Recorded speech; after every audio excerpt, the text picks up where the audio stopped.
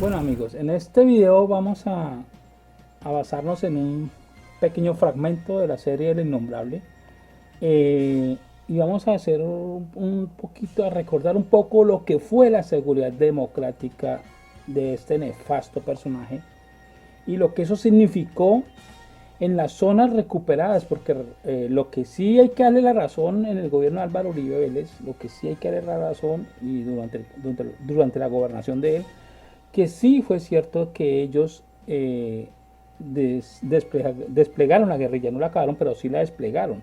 Ellos desplegaron la guerrilla, pero a cambio de eso, los que tomaron el control de esas zonas fueron los paramilitares, señores. Ellos fueron los que tomaron el control. Se unieron con políticos corruptos, se unieron con narcotraficantes para tener el control de los territorios y tener el control de la población. Entonces, esto más o menos es lo que fue realmente la seguridad democrática, y vamos a poner un vivo ejemplo acá, lo que sucedió precisamente en el municipio en el corregimiento del Aro, y los fuertes hechos que sucedieron allí en ese corregimiento y todo lo que sucedió alrededor de esa situación, y para que entendamos perfectamente lo que significó, repito, la seguridad democrática de Uribe. Y no solamente se vio esa situación en el Aro, eso se vio en el Salado, en Macayepo, en el Chengue, en varios municipios a nivel Colombia. La seguridad democrática no fue otra cosa más que algo que benefició a los paramilitares, a los narcotraficantes, políticos corruptos y en sí al pueblo en sí. Jamás se beneficiaron de esto. A cambio de esto se les trajo la misma dosis con que venían cuando los guerrilleros tenían tomadas estas poblaciones. Antes de peor manera. Me atrevo a decir que fue peor el control que tuvieron los paramilitares en estas zonas que lo que anteriormente significó o tenían cuando tenían el control las guerrillas. Ambas situaciones son negativas para el país y desafortunadamente los que han sufrido realmente este conflicto armado son el pueblo campesino, son los que han sufrido todas estas, ellos son los que realmente han sido los directos, los que han sufrido directamente todo el conflicto armado en Colombia. Entonces voy a colocarles este fragmento de este video. El genocida innombrable lo hubiera podido evitar todo. Pero ¿cómo iba a hacerlo si fue quien lo generó?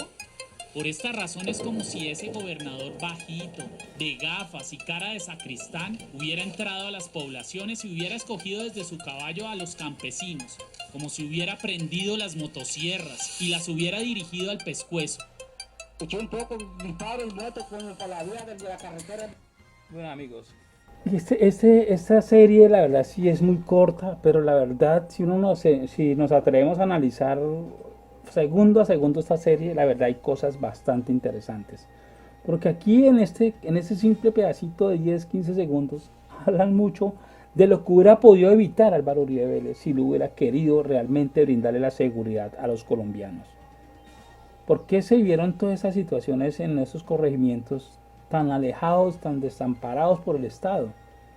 Donde todos esos campesinos se vieron afectados por esta guerra que se habían liberado, los habían liberado de las guerrillas y quedaron sometidos a los paramilitares y a los narcotraficantes, quienes estos mismos fueron quienes los desplazaron de sus territorios, les robaron sus tierras, vendían sus tierras a precio de huevo, señores, para proyectos agroindustriales, para rutas de narcotráfico y obviamente tener el control político de todas estas regiones. O sea, ¿de qué salvó Álvaro Uribe Vélez a estos personajes? De nada, lo sumió de nuevo en la violencia. Entonces esto es muy claro acá. El video es muy claro, dice, si él no evitó esto porque él mismo creó todo este rollo. Él mismo creó todo ese rollo. Con con sus famosas convivir que mutaron pues a paramilitarismo, porque las convivir desde el principio cuando empezaron a crear, se empezaron a implementar y empezaron a ser parte de esas convivir, las cabezas de esas convivir eran precisamente paramilitares. Y eso lo expone muy claramente Gustavo Petro en este video de 2 horas con 23 minutos, señores. Y la verdad me voy a centrar en este video, en lo que expone Gustavo Petro en este debate, que explica muy claramente lo que realmente significó la seguridad democrática para los colombianos.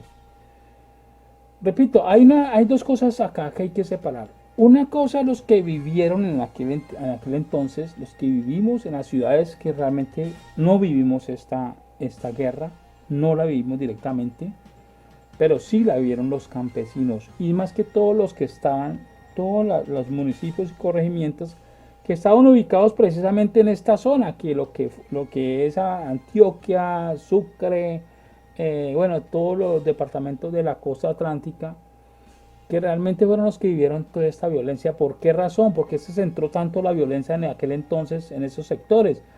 Porque eran las rutas del narcotráfico, amigos.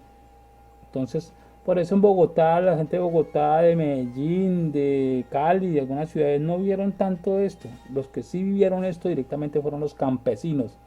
Y esto es lo que el colombiano, normalmente el uribista que vive en la ciudad, como vio que no lo tocó la guerra, entonces es para ellos muy fácil defender este proyecto. Pero este proyecto político de Álvaro Uribe Vélez, lo único que trajo fue destrucción y cosas bastante delicadas que llevaron pues a la pérdida de la vida de muchos colombianos. Entonces los voy a invitar a ver este video, les repito, debate sobre las convivir y el origen del paramilitarismo en Antioquia, senador Gustavo Petro Urrego, de 2 horas con 23, con casi 24 minutos. Entonces voy a utilizar un fragmento que ya les voy a compartir para que lo escuchen muy bien y entiendan lo que, vuelvo y repito, lo que realmente fue la seguridad democrática en el gobierno de Álvaro Uribe Vélez. Es la masacre del Aro, una de tantas de las que hemos narrado aquí, pero que me interesa recoger para este debate. Aparece en el sumario 150 de la Fiscalía y el que da la declaración se llama Francisco Villalba Hernández, el jefe paramilitar de la masacre del Aro, miembro de Convivir, ministro, para que lo apunte. Este Francisco Villalba, en su declaración ante la justicia, declara: también sé de la masacre ocurrida en el Aro, Antioquia, en noviembre del año pasado, que fue exactamente el 22 de octubre, del 22 hasta el 31 de octubre de 1997, el 23 hubo elecciones locales, que quemaron el pueblo, la orden vino del Mono Mancuso, la justicia colombiana exoneró al Mono Mancuso y el Mono Mancuso en su confesión dijo que efectivamente él era el autor de la masacre del Aro. Hay un grupo de Dabeiba, el de Ituango, estuvo dirigido por Junior. Hubo un grupo que yo traía, que venía de Toledo, Antioquia, estuvo Caballo. En esa nos colaboró el batallón Girardot de Antioquia, que está ubicado en los llanos del Cuiva, Santa Rosa de Osos, Yarumal. Iba un cabo, un sargento, un teniente. Ellos patrullaban como soldados regulares camuflados. Ellos tuvieron una reunión en Puerto Valdivia con el Mono Mancuso y una comunicación que tuvieron con el coronel del batallón por radio de comunicaciones. De ahí tomamos el pueblo. Tuvimos contacto con 10 guerrilleros que había ahí. Ahí nos dieron una baja de los muchachos. Ahí entró Cobra, entró con 80 hombres. Fue cuando el cura llegó y le entregó una lista donde estaban anotados los que colaboraban con la guerrilla y de ahí empezaron a masacrar, que en eso murió un menor de edad. De ahí salimos hacia Puerto Valdivia, a los 4 días después, con 800 reses de los campesinos. Esas las tiene el Mono Mancuso en la finca La Capilla, que queda entre Montería y Tierra Alta. El ejército colaboró para que no entrara periodismo ni fiscalía, etc. Periódico El Colombiano, sobre los hechos. Mientras estábamos en la operación sí sobrevolaron 2 helicópteros, hablan de la masacre del Aro y habla Villalba para el periódico El Colombiano.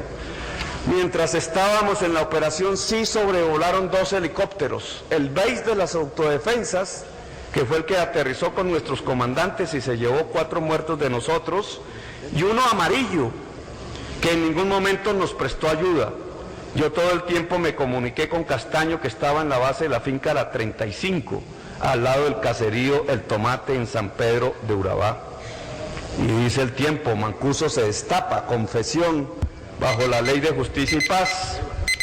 Mancuso relató además que visitó la zona de la masacre en plena acción para evacuar combatientes, heridos y llevarles municiones. Según él, en ese momento había allí otros 3 helicópteros, uno del ejército, otro de las FARC, que asegura era para sacar al guerrillero Iván Márquez, y otro más de la gobernación de Antioquia. Dice Mancuso. Y entonces pregunta al fiscal de la causa: ¿y qué hacía el helicóptero de la gobernación en esa zona? Le preguntó el fiscal. Estoy hablando del año 1997, octubre 23. ¿Y qué hacía el helicóptero de la gobernación en esa zona? Le preguntó el fiscal. Mancuso dijo no saber y argumentó que probablemente por ser una época preelectoral estaban verificando el orden público. Bueno, supone uno que si fuese así hubieran actuado, ¿cierto? Se hubiera impedido la masacre o se hubiera disminuido. Dice el CPI, radicado 25195 de la Fiscalía, interceptación, monitoreo, este es el proceso del computador de Jacinto sobre los Vipers. Dice Fernando Moreno Ortiz, 2 mensajes que llama la atención son los que recibió Lucas, o sea Jacinto, en ese proceso, el jefe financiero de la SAUCE, miembro del Estado Mayor del que ya he relatado.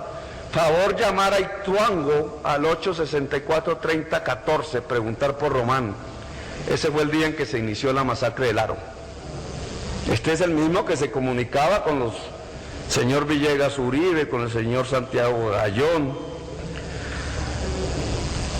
Lucas, por favor, Martín necesita hablar personalmente con usted. Por favor, mandar a Corazón, necesita Martín hablar personalmente con él. Esto es un mierdero, le dicen desde el Aro al jefe de finanzas de la SAUCE en una masacre que duró 5 días. Pero en el proceso judicial no solamente aparece eso, aquí están las llamadas de Viper exactamente como las he descrito, sino que en ese mismo listado de llamadas de Viper al jefe de los paramilitares financieros, Jacinto Soto, hay una que dice: te recuerdo llamar al gobernador, presentarme y que yo lo visito en la tarde. ¿Cómo es posible que se tramiten citas con el gobernador a través del jefe de finanzas y miembro del Estado Mayor a nivel nacional de la SAUCE, según esta investigación judicial? Pero el inspector de policía del Aro, que también era de Puerto Valdivia, ante la Organización de los Estados Americanos, Comisión Interamericana de Derechos Humanos, en declaración rendida el 21 de agosto del 2005, el señor Álvaro Antonio Martínez, acerca de estos hechos del Aro, declaración jurada del señor Álvaro Antonio Martínez, dice: don Álvaro, usted declaró en mayo del 2000 que el 23 de octubre del 97 llegó una persona a informar que había aparecido muerto el señor Arnulfo Álvarez, fue el primer muerto de la masacre. ¿Usted recuerda quién fue esa persona? Cualquier habitante del pueblo. Es que yo, como inspector de policía, tenía que hacer los levantamientos. Y dice después: como a los 2 o 3 días del primer muerto, comenzaron a llegar desplazados del corregimiento del Aro, comentando los desplazados que se les había informado que iban a quemar el Aro. Es decir, los paramilitares se mantuvieron 4 días y se aprestaban después de producir su primer víctima, a quemar el corregimiento del Aro. Habían recibido esta información de los paramilitares que se encontraban en compañía del ejército, como ya lo hemos descrito anteriormente. Dice más adelante este inspector de policía ante la OEA: en vista de lo que estaba ocurriendo, yo traté de comunicarme con el gobernador de Antioquia, quien me dejó razón de que me comunicara con el secretario de gobierno. Yo llamé al secretario de gobierno y me dijo que me entendiera con el ejército. Llamé al teniente Bolaños y le comenté lo que había hablado con el secretario del gobierno y él se me puso a las órdenes, pero tampoco hizo nada. Pregunta: si la política de seguridad democrática es llevar hacer que el ciudadano sea el soberano y goce de la plenitud de sus derechos y libertades en su territorio, y se está cometiendo una matanza, y lleva 4 días, y se han robado 800 cabezas de ganado que se ven por todas partes, y hay un helicóptero de la gobernación encima de la masacre.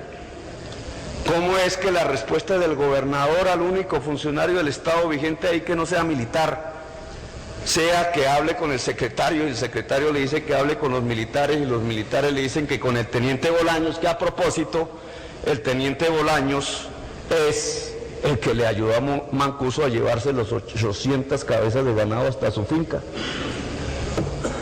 Esa es la seguridad democrática y la experiencia, las convivir y la filosofía que hoy se quiere extender en todo el país.